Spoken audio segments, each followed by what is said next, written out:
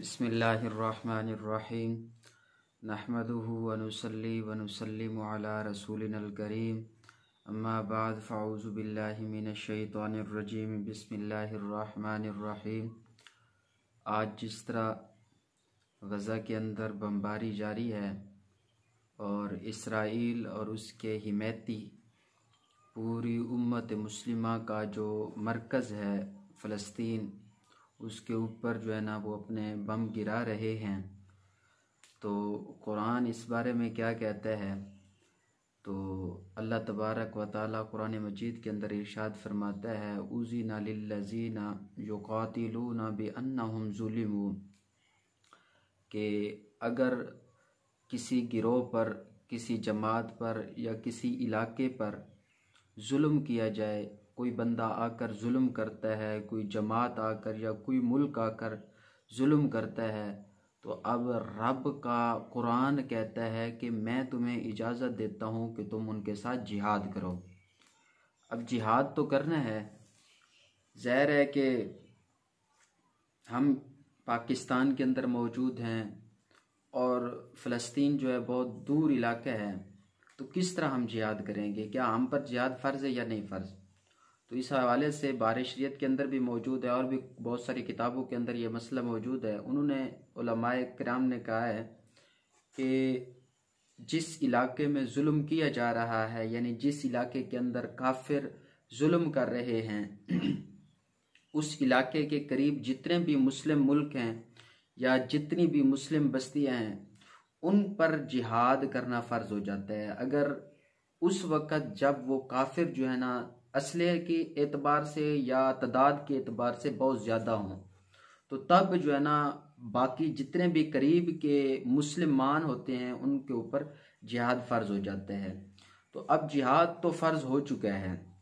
अब अगर जिस तरह ये उम्मत मुस्लिमा के हुक्मरान लीडरान, इतना इनके अंदर हिम्मत भी नहीं है कि वो इसराइल से ये बात मनवा सकें कि हज़रत जी हमें पानी और खुराक वगैरह भेजने दें गज़ा के अंदर, उनकी इतनी भी जुर्रत नहीं है। इतना इनके दिलों के अंदर खौफ और दबदबा है, पता नहीं किस चीज़ का दबदबा है, अल्लाह इनको हिदायत अता फरमाए। लेकिन जो लोग जिहाद फ़र्ज हो जाए इसके बाद वो जिहाद को नहीं करते, जिहाद नहीं करते, नफरत करते हैं इससे, इसको दहशतगर्दी का नाम देकर इसके खिलाफ प्रोपगंडे करते हैं, तो उनके बारे में कुरान क्या कहता है?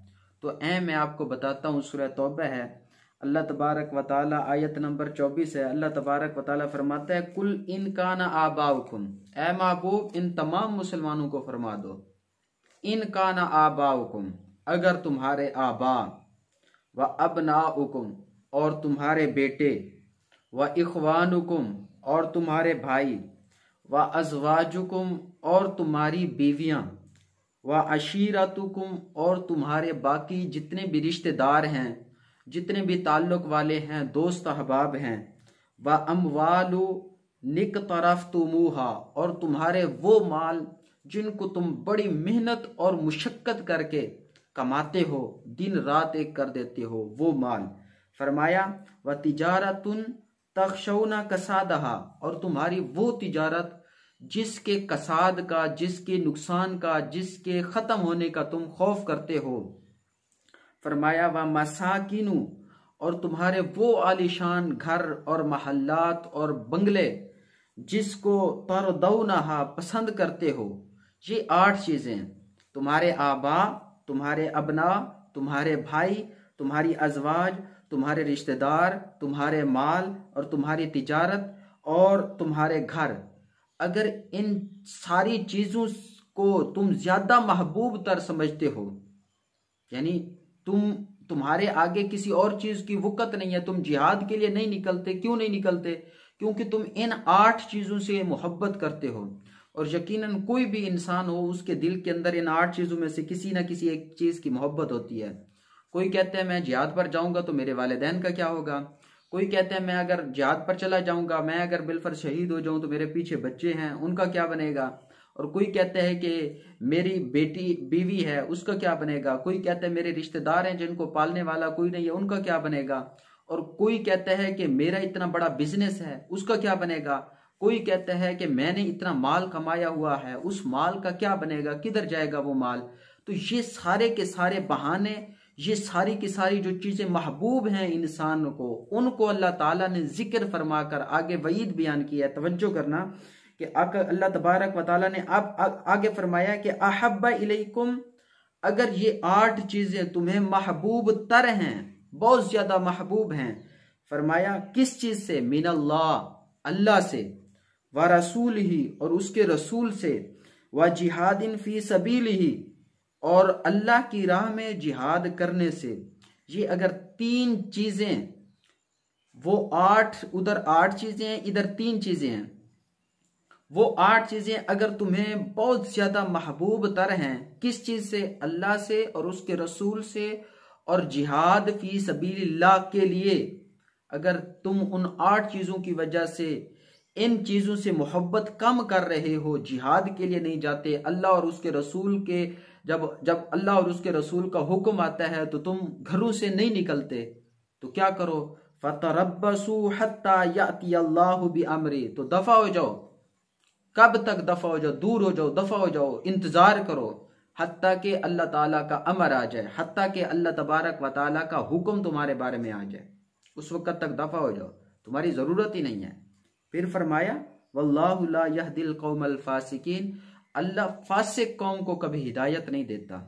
तो गोया वो कौम, वो इंसान जो 8 चीजों से बढ़कर मोहब्बत करता है, अल्लाह और उसके रसूल और जिहाद से मोहब्बत नहीं करता, तो अल्लाह का कुरान कह रहा है, खुद अल्लाह फरमा रहा है कि वो जो इस तरह की जिसकी मोहब्बत है वो फासिक है, और फासिकों को अल्लाह कभी हिदायत नहीं देता।